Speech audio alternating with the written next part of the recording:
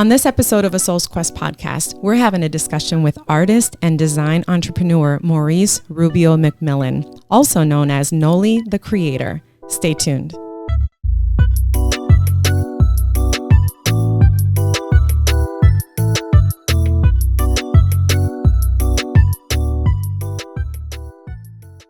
Thanks so much for joining us today, Maurice, as our guest on A Soul's Quest podcast. We're super excited to have you. Thank you. I've been wanting to have this. I've already told you that. It's like, I'm almost like secretly like, yeah, I'm like a fan. Yeah, she's been for season 2. I know exactly who we're going to get. Yes. She's like, I knew who we're going to talk to. And you were the first one that she called a few people. And we had a list. And you were like at the top of the list. It's just like, I really want him to talk. I want to talk to him. I just don't know what it is. I just felt like I've always been drawn to you anyways. Even though you don't know that. That sounds really weird. Stalker. It was in a good way. Cause I always thought you were very polite, very helpful, knowledgeable, those types of things. And I like magnet to smart people, intellectual people, you know, not that I don't have, there's no discrimination. That's not what I mean, but I saw that. You stuck there.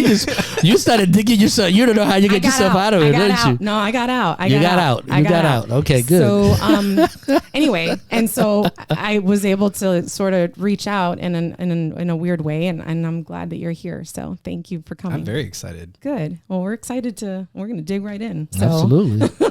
Yeah, let's go for let's it. Do it. Well, maybe I'm scared. Oh, you should be. You should be. Don't be scared. No, there's nothing to be scared of. maybe, but no, I'm kidding. No, all right. No. All right. So, Maurice, tell us about yourself. Where were you born? That's the best place to start. Tell us. Where I was born here in Fort Pierce in Florida. Okay. And good old Fort. I love Fort Pierce. Yes. I love this city. Yeah. A lot of people bash it. I know. It breaks my heart. In fact, I'll probably excommunicate you if you do. Actually, I want people not to know, to believe that it's horrible. Yeah. Because I don't want it to be like Port St. Lucie is right now, just packed with people. That's a good point. You know? Yes. And the prices on land have gone like way out. Oh my God. Mm-hmm. Outrageous. Yeah. Do you ever do this thing where people will say things like, oh, I heard these things about Fort Pierce. And I'm like, believe it. It's true. Everything they say about it is true. Stay out of here. You don't like it? Don't come here. Yeah, you're missing I've heard out. all kinds of stories and seen some things myself. But it's a beautiful town. Mm-hmm. There's hidden gems all over it. Yes, there is. Yep. I mean, definitely. I love it. I'm with you. I wouldn't want to be anywhere else. Nope. Same. I'm with you. So you were born and raised here. Yes, I was. So tell us that story. Tell us how you came about. All right. So well, we know how he came about. I don't know. Well, what about any? You know, there's a lot of stories out there. That's what we hear. I was conceived on Taylor's Creek. I found out recently. Really? We were talking about how bodies end up at Taylor's Creek all the time. Long story, but my mom was like, "You were conceived there. Did you know that?" I was like, "Oh, thanks." So dead bodies. Thank you. Wow. Okay. The circle of life. Yeah. Right. There you go. The circle of life. Right. So I was born in 1986, and at the time that I was born to Alicia Vega and Maurice Marcus McMillon Sr. And my dad was black. My mom is actually half white. She's half Colombian too. But at the time, it wasn't really approved in Fort Pierce. Like, you didn't have races mixing. Right. And I don't want to tell too much of her story, right, but she had a hard time coming to terms with not being able to have a child. She wanted to have me with my father. She was absolutely in love with my dad.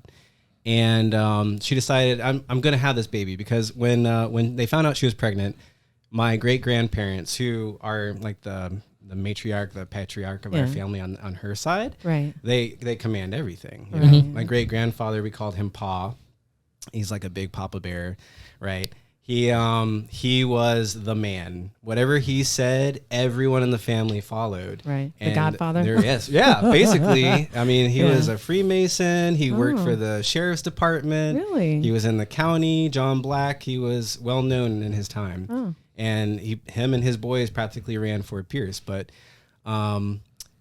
Yeah, he said no. Wow. You're not having that baby. The baby's not coming. But my great grandmother on my mom's side, very different. Her name's Mary.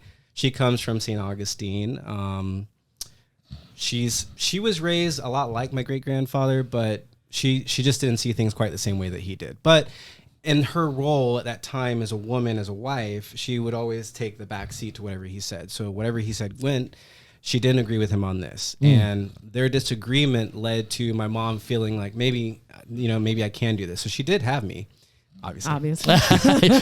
You're still here. You're still here. And while on my dad's side, I don't know really as much of the story, because my dad didn't really, we weren't very close growing up. So I didn't really get all the details like I got on my mom's side. But they were against my birth, but I think they were a little bit more for it than my great-grandfather and my great-grandmother were. Mm-hmm. So when I was born, my mom was 16, my dad was 20. And that first day, my great-grandmother, she held me, and she refused to let me go. She said, this baby is coming back to the house with us. Aww. Now, mind you, also at that time, my grandmother was strung out on drugs. Mm-hmm. So my mom didn't really have anywhere to go. She was living with my great-grandparents, her grandparents at the time. Okay. So our family is like really kind of, there's all kinds of situations in there where you got family members that are being raised by other family members, that sort of thing. Yeah. So they brought me in. Well, I'm sorry, but what you're saying that this are on your mother's side? Yes, on my mother's side. Yeah. Okay. Yeah. So story behind that though, because I did find out recently from my grandfather. I was over there and I saw him, and I was like, how did it end up that I was with my mom so much?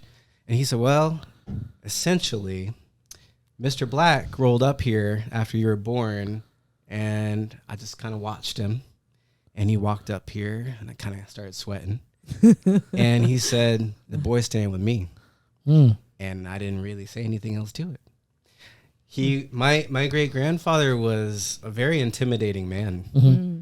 And even though he didn't want me at first, when he decided he was going to keep me, he kept me. Yeah. So they kind of kept me separated from my dad's side a lot, but my great grandmother didn't believe in that, so she tried to make sure I was always with my dad's side as much as I could be. Right. And the reason I'm saying dad's side, mom's side like that is because at the age of 3, both my parents committed armed robbery, and they went to prison. So at that point, I was actually up for grabs, and my great grandparents took me in and actually raised me. Okay. Yeah. Now, that's interesting. A lot of people don't understand. Just to give a little bit of context of Fort Pierce and around that time, from what I understand, this was really like a good old boys town. Yes. And from what I've heard, there used to be parades, KKK parades on US 1. So glad you brought that up. Yeah, during that time. I heard a lot of stories about. Yeah. Okay. I'll spill the beans and everything. You spill the beans and everything. Awesome. Fort Pierce and this may be a longer interview after all. St. Lucie County will probably deny this completely, but what they refer to as according to my great grandfather, the reason why you have Avenue A, B, C, D, they call that ABC Town, aka Black Town, because when on an application something would come in and they saw that address, they knew the color of their skin. Yeah. Oh. Right. So it was segregated like that. Wow. And they kept it that way. I did not know that. Yes. Okay. KKK, very prevalent. I was not allowed to answer the telephone at the house because of the KKK calling the house. I kind of think he was involved in it a little bit originally. Like, honestly, I do. Especially since he was a Grand Master with the Masons. And after my birth, he completely segregated himself from everything that he was. Oh, really? In fact, a large part of why I'm still here in Fort Pierce is because my great grandmother gave up her inheritance to keep me. Oh, wow. Yeah. Her brother was against me being taken in. And he said, if you're going to take in that child, then you're foregoing all of your inheritance. And they took everything from her. Wow. Wow. Yeah. That's crazy. Okay. So at this early stage, right, you see your parents both going to prison. You're living with your great grandparents. Right. At the moment. And they're obviously they're both sacrificed a lot for you. Now that you see that in retrospect, when you were going through that, what were your thoughts? What were you thinking? My parents are not here, living with my grandparents. I don't. When did you really get that sense that they weren't there, actually? Because you were 3, right, when they were arrested. So then when did you start feeling like, oh, where are my parents at? And what was the response? It wasn't really until school. Okay. Fortunately, I was taken to see my parents in prison, like pretty often, I guess pretty often. For me, as a child, it felt like pretty often. Right. So I'd see my mom, I'd see my dad, that sort of thing. But it wasn't until school when you have other people looking at you and asking, you know, why are your parents so old? That I'm like, I don't know. Why? How come they're white and you're black? I don't know. Okay. Are you adopted? Am I? Wow. So you're I mean, this is like pre-K, okay, kindergarten? Like kindergarten. So like, what would well, you like I'd say pre-K. I was a little wild in pre-K, but it wasn't until I started really kind of questioning this in kindergarten that I was like, wait a minute. Something not right. Something's different. Yeah. But my mom got out in 3 years. Okay. So actually I was 6. I was 6 when she got out. So there was like a small span there when she wasn't there. And I remember when she came to pick me up, I didn't know who she was. Really? Yeah, she came to pick me up, and I'm even though looking you at had gone to visit her, you didn't know? Yeah, well, she changed her hair color too. Oh, okay. Okay. Yeah, to a child. Yeah, okay. We get confused at that age. What? What's this? I'm sitting there one day, and she walks up to me, and she's like, "Come on, honey," and I'm like, who are you? I don't know you, stranger danger. Oh. and the staff at the school were like, I'm sorry, he doesn't know you. She's like, that's my son. And he's like, I don't know her. I don't know who she is. Your mom must have been like, honey, it's me. They had to get, my aunt worked at the school too. So she came out and she was like, no, that's his mother. That's right, his that's mother. right. I'm like, really? That's actually really funny. To this day, I still have problems with like recognizing people's faces. Really? Yeah, kind of. That traumatized you. It kind of did. Right? Yeah, I could imagine. I'll be in Publix and run into him and I'll be like, hey, Maurice. And I'll be like, who are you? That truly happens. I'm not gonna lie. Like, there are people I've known my entire life. I kid you not. We walk by each other and I'm looking at them like, God dang, they look so familiar. They're so familiar. Like, we're cousins. oh my God, that's hilarious. I didn't know. You changed your hair. Something's different. You threw me off. That's hilarious. That's funny. Yeah. So then, okay, so your mom got out in 3 years. She comes home. So then what happens? That must have changed your family dynamics. I'm sure she was Yes. probably, well, you tell the story. I don't know anything. No. That's it did. And so at the time that she got out, my great grandmother Elizabeth was still alive. Okay. And she lived at the house with us. So it's me, my great grandparents, my great grandmother, and now my mother. Yeah. And it's like kind of like sorting around each other and kind of relearning things. Yeah. Like, okay, well now I go with my mom, but I don't really know her. Also, mind you, when she went in, she was 16. When she got out, she was 19. Yeah. And what's on a 19-year-old's mind? Not a baby. Not a baby, no. Not when they get out of prison. No. No, No, that's true. not at all. So her lifestyle quickly showed itself to be somewhere I did not want to be. Okay. And I've told her this too. Like, they asked me, you know, what do you want? Do you want to be with your mom? Do you not want to be with your mom? And that was a terrible. And this is from your grandma? This is from my great grandmother. Great-grandmother. Yeah, because you know she's back. They want to make sure that I have the opportunity to go with my mom. They don't think that she's ready for it. All kinds of arguments. Mind you, too, my great grandparents both alcoholics. Oh, okay. Mother not an alcoholic, but she does love the weed quite a bit. And dealing with their alcoholism at that time, with my mom coming in and like being in and out of the house and trying to figure out what she wants to do with her life. I mean, I just stayed where it was really the most stable. Yeah. Because I noticed with my mom, like there was a lot of instability, a lot of arguments. She has, what's it called? Bipolar disorder. She has schizoaffective disorder. All of those things I think got diagnosed just before she went into prison and then while she was in prison. And I was unhappy being with her. I was happy with her because, you know, you're with your mom. Like, you love her, but at the same time, I felt very unsafe. And the people that she would bring into my life, and then she smoked cigarettes, and like they didn't do that. You know what I mean? Like I had a routine with my great grandparents. I didn't have that with my mom, and it wasn't impossible to have with my mom at that time. It's interesting that you had the level of awareness to at that age, you know, that presence of mind to say, yeah, no, I'm not digging this. I have a theory on it, and it's probably because of my great grandfather. Mm. He was when I say that he was like a, how can I even put this? He was a merchant marine. Oh. He served in World War II. Really? Yes, Wow. and he had a way of making me think that I don't think anyone else does even to this day. So What do you mean by that? yeah, it is kind of complicated. So he'd have this room, right? And it was it's a dark room, and it's kind of where he would sit and drink a lot of times. But he'd sit down in his chair, he'd have his drink, and he'd sit me down there on a couch, and he'd talk to me about whatever it is for that day. Like, what did you think about today? What did you do today? They would ask me all kinds of racial questions too, like, well, how many friends do you have that are white? How many friends do you have that are black? This was point of contention for a lot of other family members, but he would make me recap the day and think about the day and think about my actions and my choices.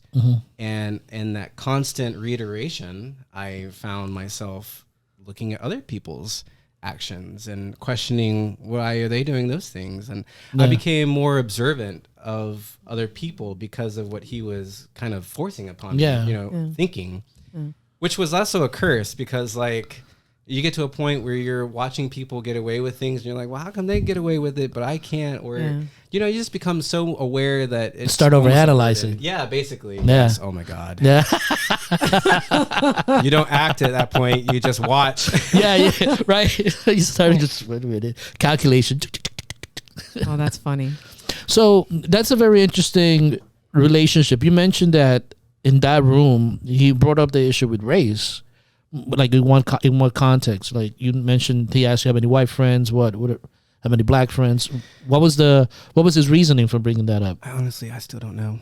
I don't know why he wanted to know those things. It seemed like it was really important to him that I you know what? I could say it like this. What I've learned, because I'm going through the process of becoming an educator for K-12, and there's this thing they do called tracking, where they put a student into a certain track with certain students that are like-minded, right? And the idea of that is to keep them all together so that they can keep on building upon each other. But there are students who are in a lower track who will never get to that high track. Correct. Right? I think that he was trying to keep me tracked with people he thought would be more successful throughout life. And in his eyes, being black made me less successful immediately. And so for me to be more successful, I had to stay with white people. Oh, That's the only way I can make sense of it, because you know my mom found out that he was asking me these questions, and she literally would fly in out of nowhere and just start attacking, and then you know he's drinking, so it's just attacking. Yeah. So you mentioned that your great grandparents were both alcoholics. Yes. How did that manifest in the household where you were there? Mostly arguments, disagreements between the two of them. I mean, my great grandmother would usually side with him on whatever, but whenever it came to me, that's where the arguments would always lie. So, you know, was not a typical boy. I didn't do typical boy things. I was a creator, so like I would use all their aluminum foil and make dolls and stuff out of it. I had the whole room filled with aluminum foil once. It was kind of crazy looking. They would bring people in and show it off, and I was like, don't show people. I look crazy. That's private. No, but I also liked I had tea parties with my great-great-grandmother until she died. And I like to paint my nails with them because that's what they did. You know what I mean? Like, no, he doesn't do that. He needs to come out here and mow the grass. And you know what I mean? Like, so those things that they disagreed on came out at night when they were both drinking. Oh, okay. You know what I mean? Yeah. I couldn't tell you exactly what they did. So in addition to the race and the question of those two things back and forth, there was also the traditional male versus your creativity, and he wanted you to be a certain way. Yes. She was accepting you for your creative aspects. So there was a confluence of not only race but also your creative contention as well. Yes. So how did that make you feel at that age that you saw them fighting about you on these different domains? Well, for the most part, I felt incompetent. I didn't feel like I could be the person he wanted me to be. He very much so wanted me to have personality, was what he called it. And it was really just an outgoing personality type. So, you know, you look at it today, it would be an extrovert versus an introvert. I was an introvert. He was a Sagittarius, extremely extroverted. Okay. So he wanted that structure, that a certain personality of what you should be. And the reason that you think is because he really wanted you to be successful because he felt that you already started somewhat from behind. Right. Yes. Okay. You have a disadvantage, right? According to him. According to him, yeah, that's what it sounds like. Yeah. Yeah, I think so. So then, when you so when you were at school and stuff, were you able to be?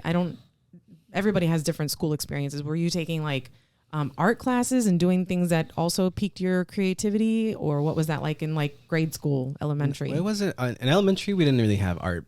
We had I went to Fairlawn, so at Fairlawn we had music, and our music teacher, Miss Surface, she had us involved in these other programs, and I actually was trying to find them, like to figure out what they were, because I wonder if they're still in existence now. But there was this one program that we had. We would go out as a group. We had to learn poetry, and we had to recite the poetry. Really? Yeah. So we would go like at the city hall early in the morning and take turns reciting the poetry in front of everybody.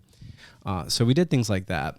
But as far as besides that, nothing. I had nothing for creativity. In elementary school, that's when we found out I had asthma.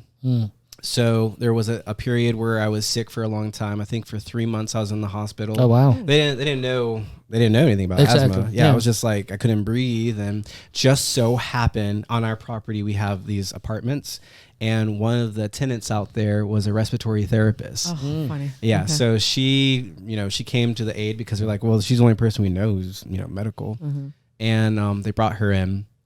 And she said, I think he has asthma. They put me in the hospital, gave me all these drugs. Drugs messed me up. I got to tell you, the things they put you on in early days for asthma, your heart's racing, your mind's racing. Really? It kind of messes you up. My brother has asthma. I don't remember him saying it. He's had it really bad. It's before they had like the albuterol. Okay. They had some other steroid. It came in a glass vial, and you would have to snap off the glass. It's so bizarre. And then it's old school. Yeah, real old school. Did you put it in one of those things that you had to like breathe? Yes. My brother did that. Yeah. I wonder what his experiences were. I'm pretty sure he did that. I saw things. As a little kid, I was like, where are you? What is that outside? The trees look like dinosaurs. Oh, Lord. Oh, my God. That's I thought cars going by were the Terminator. I honestly thought I was going to die. Oh, my God. That is hilarious. Oh, my God. So you now, outside of the dynamics, right? Now you're getting into some physical issues. And how old are you? You're what, 7, 8 around this time? I was about 8 or 9. 8 or 9. At that time, yeah. And so what's going through your mind? It's how are your great grandparents reacting to all this, and your mother? Well, my mom, I don't really remember being too involved with the asthma stuff, to be honest with you. She wasn't really. She didn't really understand it. She was going through her own little period. When I was about 8 years old, she had my sister. So my dad didn't get out of prison until I was 8.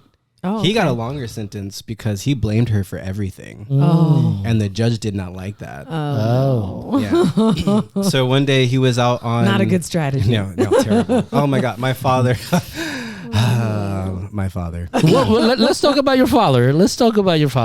Okay. So your mom wasn't really involved at that time. She had your sister. Were you both of your parents together? No. They weren't together, but they had always swore that they were going to only ever have children with one person. They didn't want to be like everyone else out there that had, kids with multiple people. And even though they had decided they weren't going to be together, they both wanted one more kid.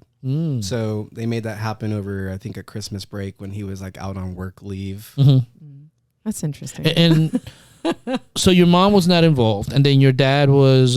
When did your father finally came out of prison, and how did that relationship with him? How did that go after he came out? Oh man, talk about complicated. Oh, when he came out, so I was 8 years old, And my sister, I think, had just been born, but then there was a question of who was the dad, just cause. Yeah. And he had all the same issues with my great grandfather. Uh-huh. Right? I mean, first of all, those two did not get along. They did not like each other. My dad would make promises, I'm gonna be there at such and such time to pick him up. Shows up a day late. Yeah. Oh. And my great grandfather's like, "Don't you come back to this house again?" But my great grandma's like, "That's his dad. Yeah. You have to." So, but my dad wanted me to be a football player. He wanted me to he liked my art because he was kind of an artist himself, but he just didn't believe it could do anything for you. So he said, you need to pick up talents and hobbies that are more in line with something that can actually make you money. Yeah. Because you can make a lot of money as a football player. Because Right? everybody can be a football player. Everybody. That's what I hear. Not mocking your dad or anything. I'm just saying that's what every parent's like. Just you could be a football. You can do it. You could be anything you want to be. They haven't done the numbers yet. But anyways, go ahead. It's a problem. I have cousins who really believe that because their dad said it too. But we just didn't get along. And the fact that I was sickly, having asthma and stuff, and their cigarette smoke, made all of that worse. He thought it was just a lie. He's like, "You're making it up. You're just doing this for attention." Oh, wow. Yeah. We just did not. And he was also an alcoholic.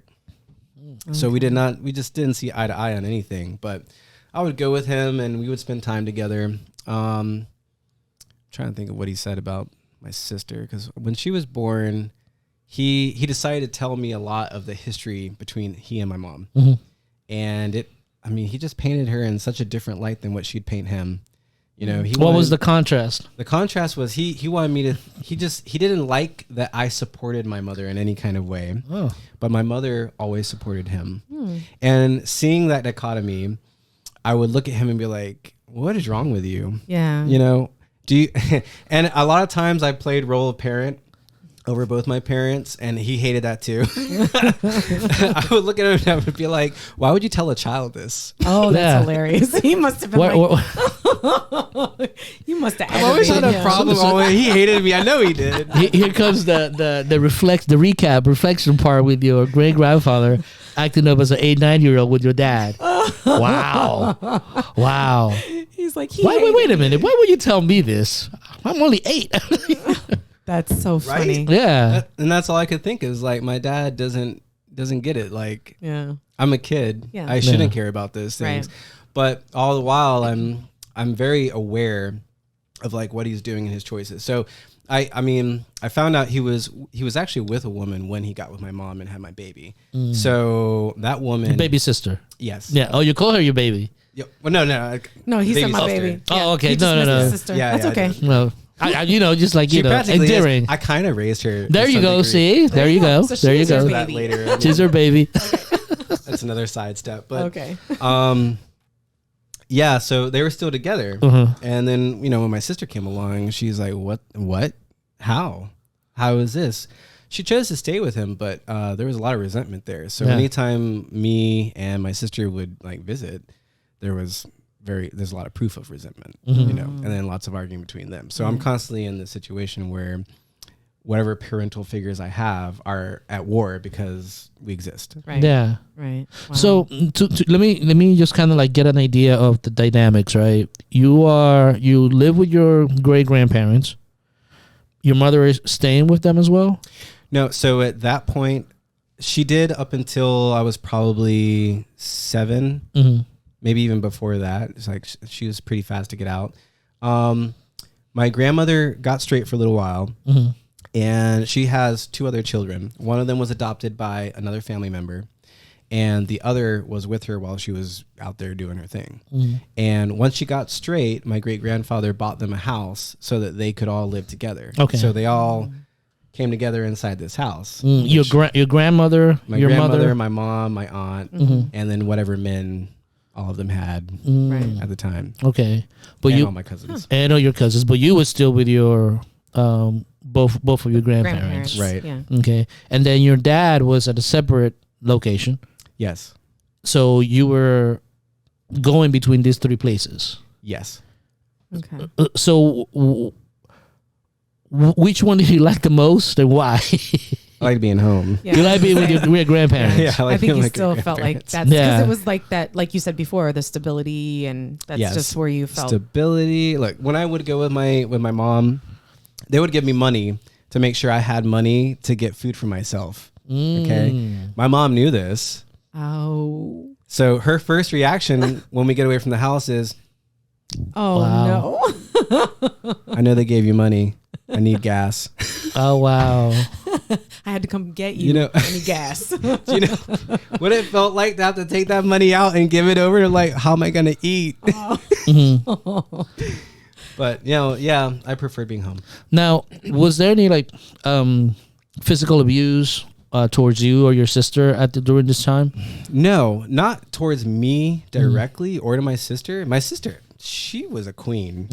Okay, no matter who had her, Yeah. she was a queen. She was taken care of. I was the shit on the shoe as far as how family treated me. But yeah, wherever she went, she was great. The physical abuse was really with my mom and her boyfriends. Okay.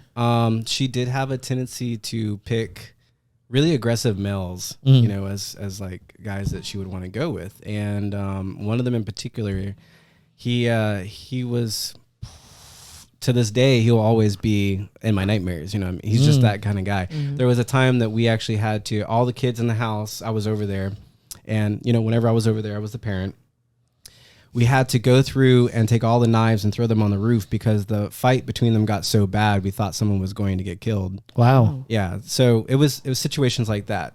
I got spanked a lot by my great grandfather. And sometimes he hit me so hard that my great grandmother would step in and intervene because she felt like he was being a little overly, abusive. But I just think he had really hard hands. Right. Like he just had it was like leather. Right.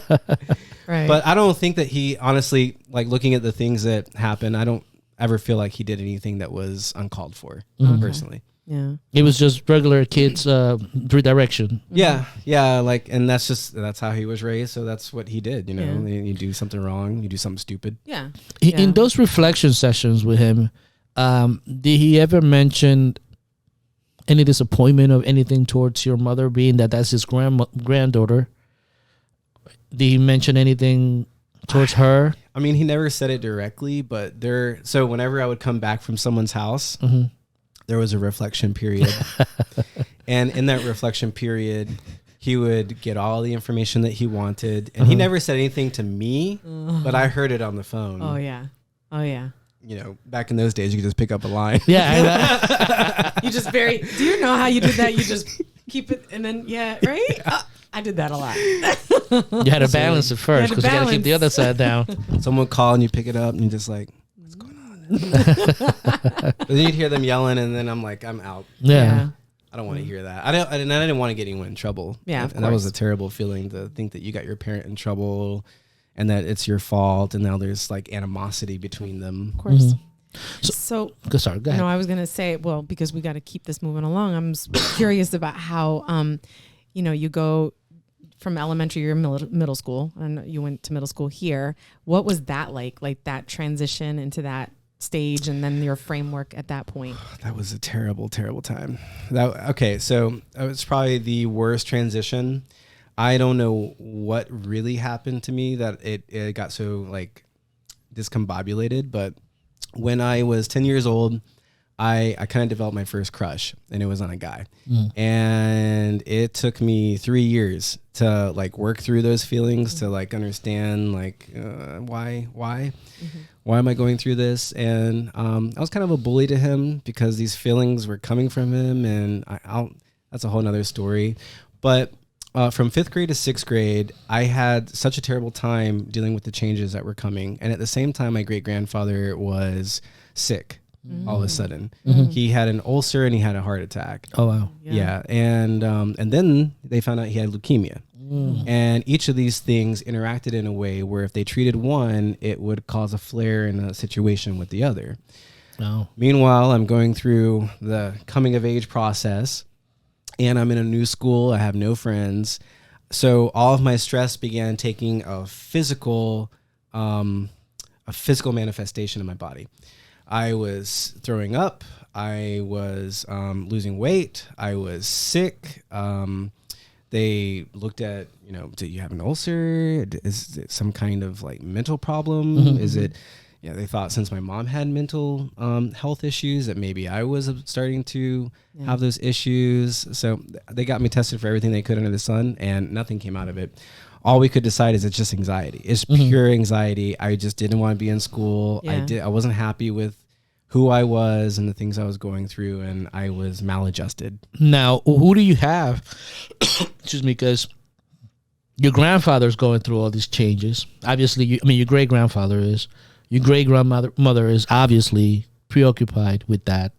You don't feel comfortable speaking to your dad, your father, nor your mother. Who do you have during this time?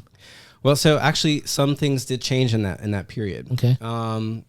In the 3 years that I was kind of undergoing, like trying to understand myself, my mom was going through her own transformation, and she was becoming more, I wouldn't say more of a parent, but more of a friend. Okay. I just lost my train of thought. It was right there and then gone.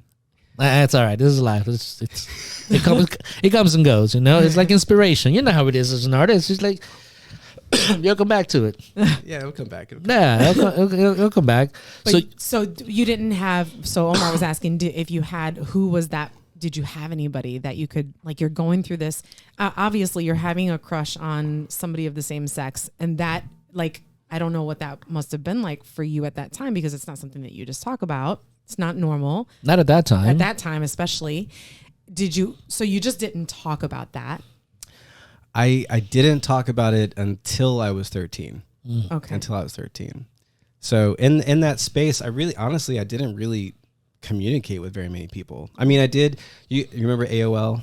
Yes. America Online. Yeah, of course. So I found an outlet in AOL because I was able to find chat rooms and meet other people online that were kind of going through similar situations. Yeah. I did make a few friends online that kind of helped me to like navigate what those feelings were and, what it was I even was, because I heard the word gay, but I didn't know what gay meant. Yeah. So I had that. I had my cousins. I had a cousin that was born in 1992. She's just a few years younger than me. And she's like a sister. Like she was always there with me. Like sometimes she lived with us there, and then sometimes she didn't. Sometimes, whatever. So I had her, but I didn't really have anyone that I talked to about anything deep. Not until 13. When I turned 13, that's when I started like accepting a lot of things about myself. I started accepting the situation, accepting alcoholism. And a lot of that was in part to my mom. She gave me the big blue book, which was actually like a really small blue book of Alcoholics Anonymous to help me kind of understand some things. See, when I went from 12 to 13, my great-grandfather passed away. Okay. And I was devastated. I'm sure. I mean, he was basically my father. Yeah. And at the same time, I didn't have time to grieve because my great-grandmother, I experienced a side of her that no one had experienced. She for the first time in her life, she was without her husband. I mean, she knew this man since she was growing up. Yeah. And, she'd been with him all her life. Yeah, that's a big, right? Yeah, that's a chain. That's drastic. Yeah. And now here she was without him. Yeah. No one ever experienced this side of her. No one ever went through this with her, but there I was. And her alcoholism took a turn for the worse. So now she wasn't the one who was supporting me. She was the one attacking me. And she was attacking me while I was coming to terms with myself and while I was dealing with the grief of his loss. And what kind of attacks was she making on you? Yeah, it was, in hindsight, fear of abandonment. She was afraid that I was going to leave her. I was going to go with my mom or go with my dad. There's a point in time when you're a teenager that you start to pull away from your parents for naturally, right? Yeah. Naturally, yeah. And I believe in that to an extent. I think that we pull away maybe a little bit too much sometimes. But she was just so scared, I think, that I was going to leave her and she would have nobody and nothing. Yeah, that's all I can think. So whenever I was going out with my friends, if I ever got to go out with my friends, she just had a problem with that. If I went out with my mom for too long, she had a problem with that. If my dad came and I went, but my dad wasn't. Me and him actually at 13, we dissolved our relationship until I don't know, 7 years later. Like it took 7 years for us to pick up again. Okay. But yeah. So my mom was really the largest proponent. I had the most support from her. So let me ask you this, because now you're in your teenage years. You're confronting you're beginning to be more self-reliant when it comes to your emotions, who you are as an individual, and trying to navigate through that. You lose one of the most important people in your life at that time. Your mother is coming of age; she's maturing in her own right. Right. Your great grandmother is regressing a little bit because she doesn't want to lose you too. I mean, she obviously she loved you, and and then you have this relationship your dad that is no longer there. Within all those feelings, how were you able to navigate through it, and what was the outcome of it? Because now you're beginning to go into high school. You have this new identity of who you are, and you have all these different personalities changing. How were you able to transgress that? But let for 1 second. I want to go there, but one thing that I think that people would be interested to know is like, how did you come to terms with this person that you were, accepting that? How did you come to terms? It's a lot of questions right there, So right? I mean, This is a lot of stuff all at the same time. Yeah. You know, Absolutely. it's not. Tell me about it. To have like, because I'm trying to figure out. Okay, what was the process? You have sexuality. You have a fear of somebody having a fear of abandonment. You can't go out, be with your friends. You lost a loved one. Now your mom's coming back into the picture in a different way. And now you're having this sexuality, and your dad doesn't want to be there. And your dad, you dissolved that relationship. That's a lot of shit. Yeah, but he didn't know about me being gay yet. He was the only person I did not come out to. Okay. So let's start there. Let's go there. Let's and go then we'll out go into high school. Yeah, let's go out of that because I'm wow. This is a lot of stuff. This is a lot. I couldn't deal with it. I was like, I can't tell him too. Yeah. So who did you tell first? Let's start with your sexuality. Who did you tell first? It's like, look, this is who I am. So I tested it on my cousin because she was like my sister. And it just so happened that my second cousin, my mom's cousin, was there. So they both were there, and I told them like, oh my God, we're the first to know. I'm like, yeah, you're the first to know. But how was that feeling, just saying that and just getting that out of your chest for the first time? Honestly, it just didn't. I didn't really care. Okay, at that point, it's like the acceptance of myself was more vital to me than anyone else's. Mm-hmm. It took me 3 years to accept that I had these feelings, and that, you know, being bullied for being gay when I said I wasn't and all that, it was true. Mm-hmm. I wanted so badly for it to not be true. Yeah. You know, that I didn't have those feelings for a boy. So because we are gonna end up going out on this one, and then we'll reconvene on no. So you mentioned bullying, right? And obviously you're talking about mid 90s, right? Around this time, yeah, right? So and we're still in Fort Pierce, and I'm actually happy to move in Fort Pierce in the mid 90s. So it was still not a big city like it is now. Nope. So you had so I could understand that bullying, but you're minimizing that. So how bad was that? I mean, I was just ostracized from everything. Like, you know, this kind of, I don't know. I've been bullied for so many different things. I mean, I have an ear that's like shaped like a butt. You know what I mean? Like, pick your poison, I guess. Yeah. So it's just another thing. I was a weird kid. I was always a weird kid. I mean, I had old parents. You know what I mean? Like everything about me stood out, and it yearned to be bullied. And once I became the gay kid, I mean, I didn't even know what that meant. I mean, I had been asked if I was gay when I was 6 by my mom. Really? At 6 years old? I know. There's so many different things, you know.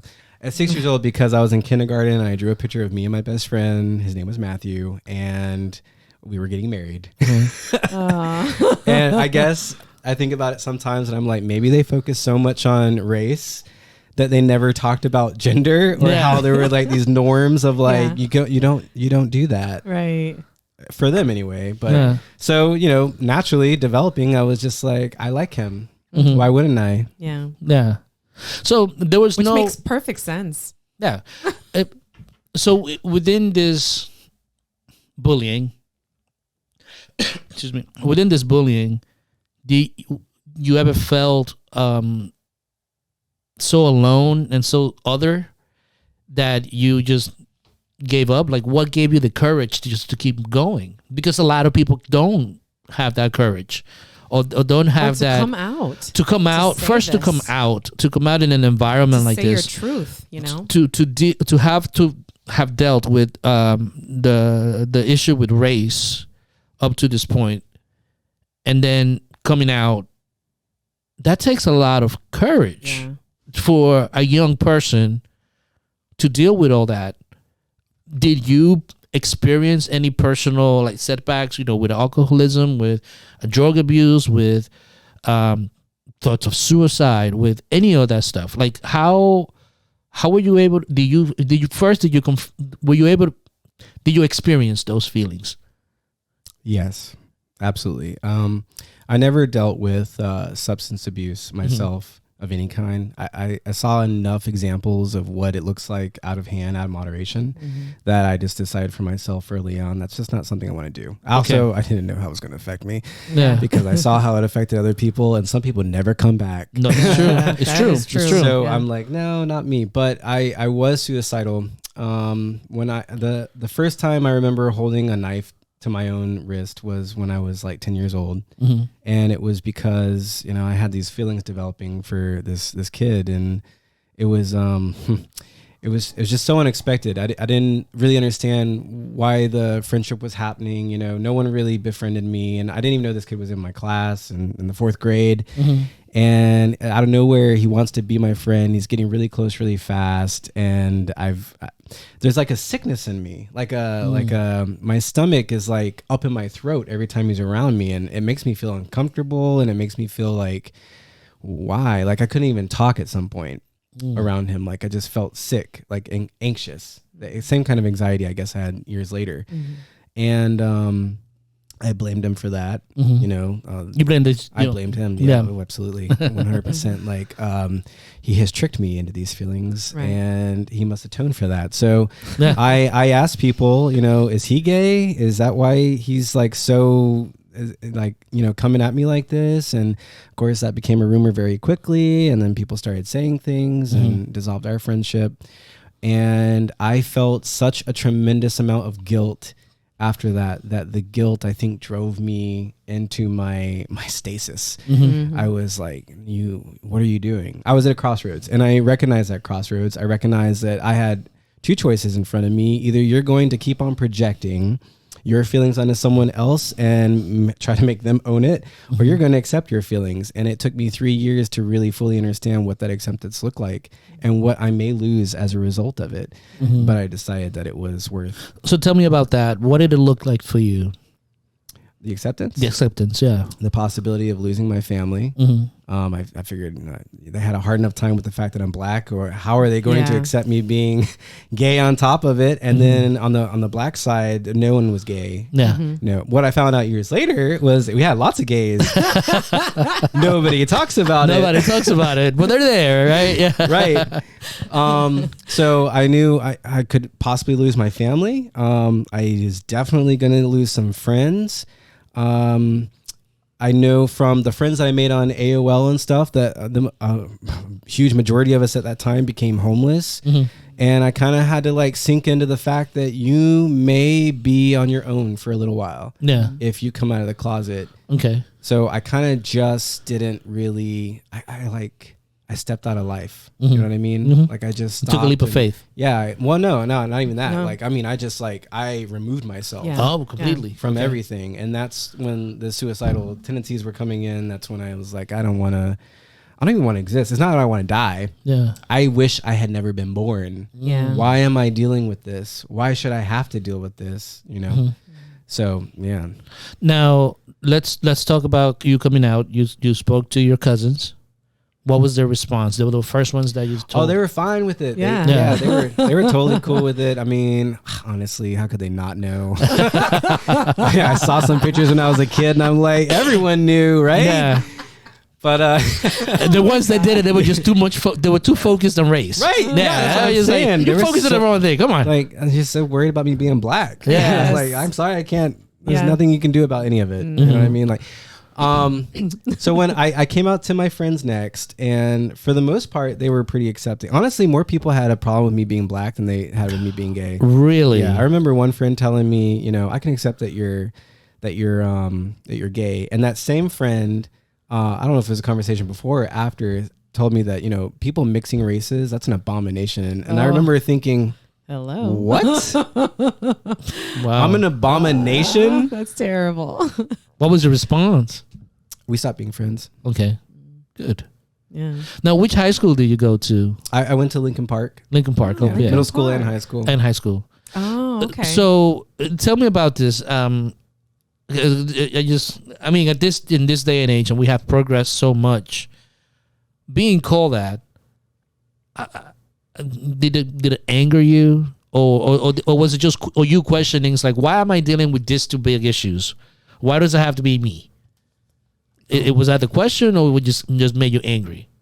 Honestly, I didn't get angry about it at first. Mm-hmm. It was one of those things where it kind of just like turned over in my head a few times, and I'm like, an abomination. Yeah. An abomination. Oh, You know what I mean? Like it, and I didn't really even have a reaction to it. yeah. I was just like, I'm just so used to it. I had encountered in my life neo-Nazis, skinheads. You know, we went camping a lot, and I got beat up by a group of boys playing manhunt because they don't like black people. They're all skinheads, literally flying a Nazi flag.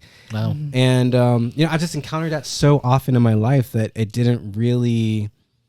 I don't know, I guess I was kind of indifferent to it, which is a terrible thing, to be indifferent to something like that. But also, I don't want to be like one of those people who are just offended by every single thing that happens. You know what I mean? Yeah. So it's just like, you remove yourself from that. All right, okay, you an abomination. Well, then you won't have me in your life because I am not an abomination. And see what you lose from that. See what you had gained by the fact that two people of two different races came together and formed someone who's your best friend. Right. And now lose that. Yeah. And know what that feels like. Yeah. Yeah. Yeah. Wow. That's deep stuff. I have to tell you that I have tons of like gay friends and, whatever. And I don't think that any of them, I think that they experienced what you experienced, but they didn't have I don't want to say courage, because it's hard. You know what I mean? It's hard for me to admit stuff sometimes about my own self, but to admit that at a young age like that, or to come out and knowing that you're going to lose, or that you have the potential to lose all of these things that are important to you, but you did it anyways because you needed to own that truth about yourself. You know what I mean? That's a lot to be admired, because a lot of people they're scared to do that. You know what I mean? Yeah. And it's a sacrifice, but it's made you who you are now. Yeah. It has, And yeah. So going back, you spoke to your cousins, you spoke to your friends. Who do you tell after that? So once I found that, the acceptance rate was pretty high. Okay. you did your survey, and you did your market test first. Right? Yeah. Test the waters. Right. Like, okay, things have changed enough. Yeah. We're at a good place. Yeah. Will and Grace was on TV. Oh. That's true. Yeah. I was like, all right, I think it's time. Honestly, I can't even say that I thought to myself, it's time to tell my great grandmother and, my family like that. What happened is one of the friends I had online was going to be in a male beauty contest, a beauty pageant. And we're out fishing one day on a boat, my great grandmother, my great uncle, my great aunt. And they're just talking to me and stuff. And I tell them, hey, do you think anyone could take me to Orlando to meet a friend? And they're like, how do you have a friend in Orlando? Why would we do that? Well, he's going to be in a male beauty contest, and I told him I would go there and support him. And they just kind of look at me, and they're like, Huh? A boy? I'm like, yeah. And a beauty contest? Yeah. They're like, yeah, he's going to be in a beauty contest. And they're like, is he, Is he like, they're all laughing. And I'm like, yeah. And then my great uncle looks at me and goes, son, have you got a little sugar in your tank? It's a Southern term. Seriously. Yeah. Oh my gosh. I'm like, I literally just burst out crying. Did you really? I completely lost it. All I could do was cry, and he's like, no, it's okay, son, it's okay. And my great aunt comes over and consoles me, and I really look up to her. She's the one that was working at the elementary school. Mm-hmm. And my great grandmother, everyone's fine with it. Then they start recapping all these stories about me growing up, and they're like, yeah, we knew. and I was crying because I never got to tell my great grandfather who I really was. I mean, that was a big deal for me. Like all those times that we've talked, and I felt like he never really got to know me. You know, he only knew me as a child. And my great grandmother was like, no, he knew. Yeah. There was a time that you were laying on his stomach and you were playing with the hair on his chest, and he looked at me and he goes, I think this boy's got sugar in his tank. And I'm like, from playing with the hair on his chest? I know. Hello. I don't even like bears.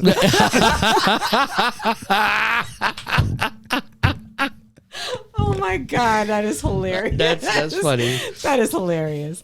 That's awesome. But if there's sort of this sense of, okay, so maybe he knew more than I thought he knew. Yeah. Like that he did accept you in this way. He saw things that I didn't realize that he saw. I mean, I should know that, right? I mean, I was learning the power of observation from the man who observes. Yes, yeah. And so was that comforting for you to some degree? Or a little bit. Sort of? I mean, I still wish, like, there's so many things that I've done and experienced now that I wish, everyone of course would wish that they could go back and like say, hey, check this out. Yeah. He was such a jokester too. Yeah. And I wish that he could see that I feel like I accomplished a lot of what he wanted. I'm still never going to be the person that he really wanted me to be. Mm-hmm. I'm just not that outgoing, but just not personality-wise, not an extrovert. But I feel like I got pretty close. So let me ask you this, because a lot of people, and one of the things that a Soul Squash is all about, it's about individuals and the individuals making a choice. Your great grandfather made a choice, and he loved you. I mean, do you felt like he loved you? I mean, this is a white man growing up in a certain culture in the deep South. Mm-hmm. Has this situation. Your grandmother gave her inheritance away, and these people made a choice to love you, regardless. Yes. How did that make you feel? That made me feel loved. I mean, Before I even knew all these things, before I knew about the inheritance, before I knew about the history, I never questioned that they loved me. For me, it was always, I honestly had the biggest fear that I was going to come home one day and they'd just be dead. Because what I learned from my great grandmother passing away was that people die, and older people die. They're older. I was so concerned and worried about them passing away that was really what riddled my mind. I think when I was in school a lot of times, like, what if they die today? Yeah. You know what I mean? But I never questioned if they loved me. Okay. Never. Now, so your family knows. What about your mother? So my mom knew before everyone, probably because of that drawing with Matthew. But she also, she was concerned about me because I guess she's gone through periods in her life where she was suicidal, and she probably recognized some of those signs in me. So she found my journal and she read through it, and she confronted me about a lot of things that I was going through. And that's when she can't even say she tried. She did. She became more present in my life and tried to help me to navigate those feelings. How was that confrontation? Was it a confrontation? I mean, most people think confrontations are in a negative connotation. How was that confrontation when she brought this up to you? It was a relief for me. I write things down for myself, but I also write them secretly, hoping that someone will find them and will understand. Wow. You know what I mean? Yeah. Like, why else write them? Yeah. Right. Otherwise, I just stay here and never have to risk anyone knowing it. Yeah. But when she found it and she confronted me, and I mean, my mom, like, even with all of her faults in her younger years, the way she approaches things is so amazing to me sometimes. She's like a saint. I can't even describe it. Like, she just with understanding and acceptance. And like, I know that all the loss that she's had in her own life has led her to that point, that she could come to me and say the things that she said to me, for me to feel the way I was accepted and loved, and to help me deal with the alcoholism that my great grandmother was going through, and understanding grief and loss, because she had it herself so much. Yeah. If you enjoy our discussions, make sure that you like, subscribe, and share. Also, leave us some comments. We want to hear your feedback. If you're interested in knowing more about A Soul's Quest, make sure you check us out on our website at asoulsquest.com.